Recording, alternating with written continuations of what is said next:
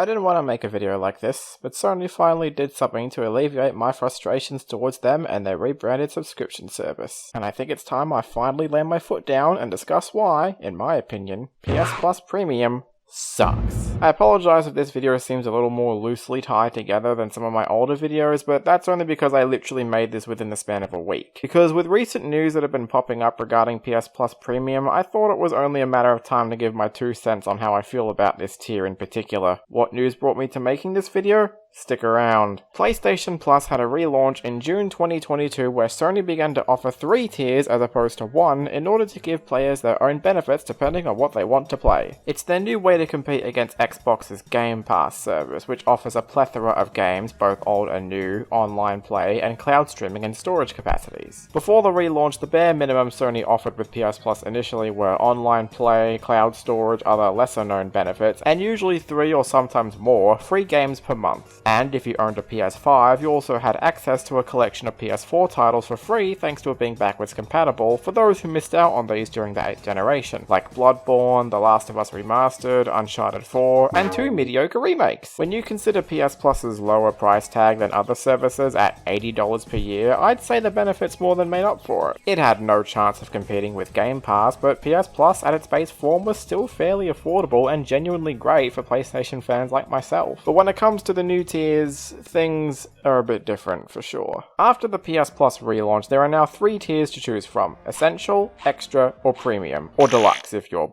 more unfortunate. Essential is basically PS Plus as it's always been, so not much difference there. Extra, meanwhile, offers you hundreds of PS4 and PS5 games for free, as well as offer Ubisoft classics, but who the fuck cares about Ubisoft? If you ask me, I think Extra is the perfect middle ground, and very close to Game Pass in terms of execution and benefits. Considering it costs around the same price as Game Pass Ultimate, this makes more sense in hindsight. Extra is by far the cheapest and easiest way to play a handful of Sony's greatest hits from the PS4 era, like Horizon Zero Dawn, Spider-Man, and Knack. And it also offers a decent selection of third-party games that definitely vary in quality, but the good stuff it has there are really, really good. They just recently added Rayman Legends, and that's a game I think everyone needs to play. Celeste is featured, and I love that game. Plus, it even features a few day one releases that are very much welcomed. This was how I got to play Stray for the first time, and that has genuinely become my favourite game of the year. Yeah, I know we're only into November, but what, you think God of War Ragnarok's really gonna hook me back after the disappointment I felt for the last game? And hey, did you ever want to play a Bubsy game for free?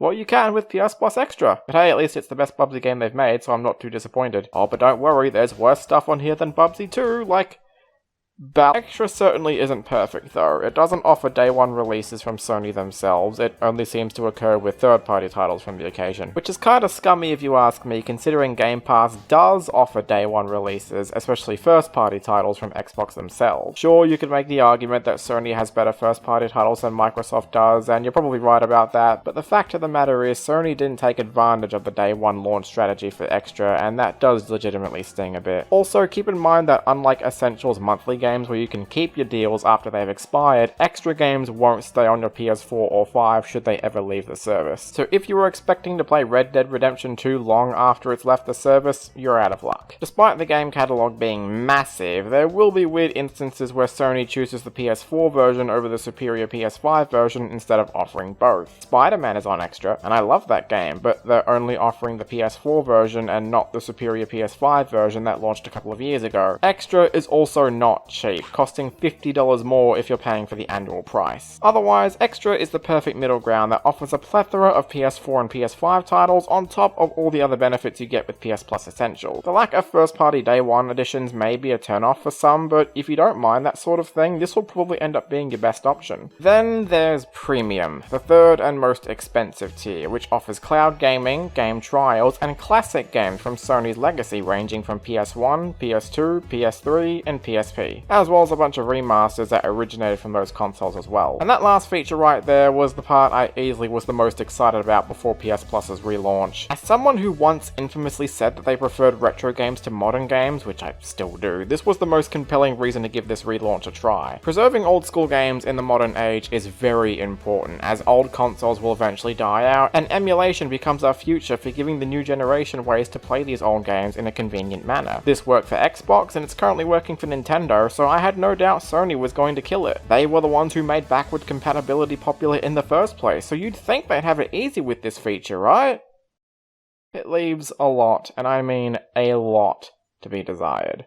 But first, I want to quickly discuss the other benefits Premium gives you before I move on to the classics. Game trials are a great feature. It's the perfect way to let gamers try out new games without outright buying them, just to get an idea on whether or not they'll like it. But if you ask me, I'd say including this feature in the highest tier that costs $20 more than Extra and $70 more than Essential was a bad move. Game trials aren't a thing that should cost you money to access, especially when you're already paying hundreds of dollars for a tier that gives you hundreds of games to play to their fullest potential. If they really wanted to include game trials in one of the tiers, it should have been Essential, maybe Extra if they're very lucky. After all, that's how the PS3 worked, so why can't this do the same thing? Now, on the topic of cloud streaming, it's a double-edged sword for me. I don't mind cloud streaming so much if it's just an option, not a necessity. Not everybody has good internet connection, and those that don't won't be missing out on a lot since they can either use a disc or download them at a friend's house. Not to mention, there's people out there that are running out of storage on their PS4 and 5, so the best thing about cloud streaming is that it doesn't take up any data on the consoles themselves. Cloud streaming isn't perfect, since almost everybody will run into frame rate stuttering or straight up glitches on the occasion, but I don't mind it so much as an option. It's when cloud streaming becomes a necessity that pisses me off. It's a large reason why I have a bit of hatred towards games that require cloud streaming to play, like the Switch versions of Kingdom Hearts or Guardians of the Galaxy. Why else do you think the Google Stadia failed? Because it prided itself on cloud streaming, which, as I've said before, doesn't always work, especially for those who can't even use it. Plus, some countries don't actually get cloud streaming. Since I live in Australia, they've decided to not offer it to us. Yet. That may change in the future, but I seriously doubt it. So like I said, I don't mind cloud streaming so much as an option, but despise it as a necessity. And when it comes to PS Plus Premium, it sadly led to a lot of problems. Let's get this out of the way right off the bat. PS3 games can only be played through cloud streaming, and because of this, some countries like mine have been missing out. That's why they have Deluxe instead of Premium, a cheaper version of it without cloud streaming. And in case anyone asks, yes, I did test it out to see if cloud streaming would work on my PS5 thanks to borrowing Cleve's US account for this video, but it did not. The cloud streaming necessity is nothing new. It's been around for years since PlayStation Now started, but that does not mean I always liked it. I know there's been a lot of discussion about whether or not the PS5 would be able to emulate PS3 games properly given the system's complicated architecture, but considering how powerful the PS5 is, I don't see why it shouldn't be able to emulate PS3 games. And look, maybe they're already working on it during this video. There were some news articles popping up in the last few months suggesting such a feature, but the fact of the matter is, PS3 games relying exclusively on cloud streaming is both a disadvantage for people that don't have it and a nuisance for those who do have it but have to put up with bad video compression and input latency. Either they should have re-released these games natively under the PS5 hardware or make an emulator to combat these technicalities. What particularly irks me about the PS3 games is that some of these are also PS2 remasters, so instead of trying to put these older games on the PS2 emulator, they cheaped out and went with the PS3 versions even though you can't play them natively. Jak and Daxter got native PS2 ports, so how come Sly Cooper and Ratchet & Clank couldn't? It's a lazy way to preserve PS2 games and I hate it. RPCS3 has come a long way since its inception, and if a free emulator can play most PS3 games without issue, there's not really an excuse for Sony to not try the same thing. In fact, while I'm on the topic of that, let's discuss that news story that led to me to finally making this video. This past week, Ratchet & Clank turned 20 years old, and they're just 1 year away from being allowed to drink. So on top of adding 5 random skins to Rift Apart, which just look wrong for some reason, they announced they would be adding the classic Ratchet & Clank games to PS Plus Premium, which at first, I was excited about, until I realized they were adding the PS3 versions. Meaning, as a hardcore Ratchet & Clank fan, I was missing out. And this, to me, is what exemplifies the problem with PS3 games being streaming only. I know the PS2 Ratchet games are a nightmare to emulate properly, but emulation's come a long way since its inception, and Sony knows more about their architecture than anyone else, so they shouldn't have as big of an issue emulating these games as PCSX2 would. Maybe not perfectly, but well enough to be enjoyable. But instead, they cheaped out and went with the PS3 versions because all they needed was the cloud and not proper emulation emulation tooling. The same thing happened when they added the classic Sly games, but this is the first time we've seen brand new PS3 games on PS5 regardless of PS Now, and it's lousy. What also upset me about this news was that it confirmed my worry that Sony wouldn't try adding brand new PS2 games to the service. There hasn't been a single PS2 game added to PS Plus Premium since launch, and I'd wager they'll just add more PS2 Classics from the PS4 years ago to make up for it. And speaking of the PS2 Classics, here's yet another fault to the Premium's quality. Every PS2 game offered right now are the same ones re-released from 2015 to 2019. Thankfully, these games run under emulation and don't need the cloud to play, but the issue stems from the lack of new games, and more importantly, that these games didn't receive a native PS5 port to compensate the emulation accuracy. They all use the PS4 version, which is a bad idea, because certain emulation quirks that Sony tried to get around to make these games run properly on PS4 don't segue into the PS5. Because of this, games like Ape Escape 2 and Okage Shadow King have noticeable emulation bugs that weren't present on previous hardware, and especially not on hardware they originated from. And frankly, the fact that Sony included these games on a subscription service that costs $154 a month is highway robbery. Now, as far as PS1 and PSP games are concerned, I'd say they're by far the best handled out of the classic games so far. Not only do they have both PS4 and PS5 versions, but also come packed with emulation options to mess with, like save states, filter options, a CRT mode, and even rewind. I just kinda wish the lineup was a little stronger. There are some great games though. Toy Story 2 was probably the biggest shocker for me because I never imagined Sony would be able to get a licensed game from both Disney and Activision of all things. Tekken 2 is great fun. This was how I got to play Ape Escape 1 for the first time, which I now adore, and Jumping Flash is a game I've always looked towards fondly. My only complaint with PS1 games are that in some countries they use the PAL version. Now, starting with Siphon Filter 2, they did give you an option to swap the game region, which is nice, but the day one releases still only have the PAL versions. Sony has not yet updated these games to also include the NTSC version. And for games like Jumping Flash or Everybody's Golf, they have an annoying ghosting effect to try and fix the 50Hz to 60Hz conversion, which didn't help things at all. I usually don't mind playing PAL games, but not on emulators. And the fact that PAL games are still being used for a modern console in 2022 is pretty lousy. And while PS1 games look really good being uprendered to 1080p, I would have liked an option to revert it to its original resolution. And also an option to fix those annoying wobbling effects, which DuckStation managed to do for free. I know,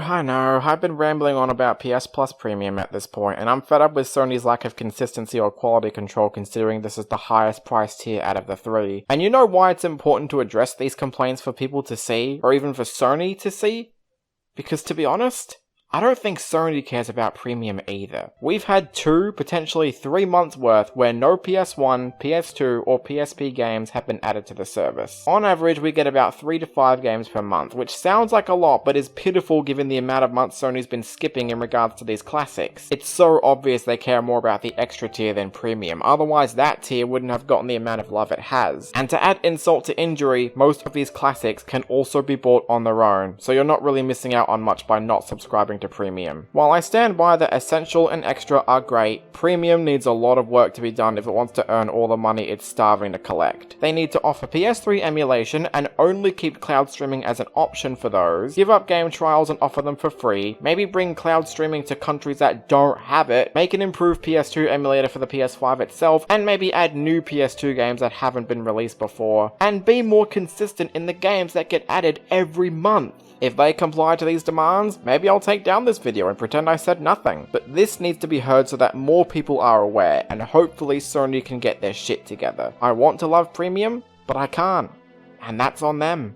Okay, now, on that note, getting back to my next review. It's gonna be Ratchet & Clank because it's their 20th anniversary. I promise the next Yoshi video will come after that. Now go play Ratchet & Clank already.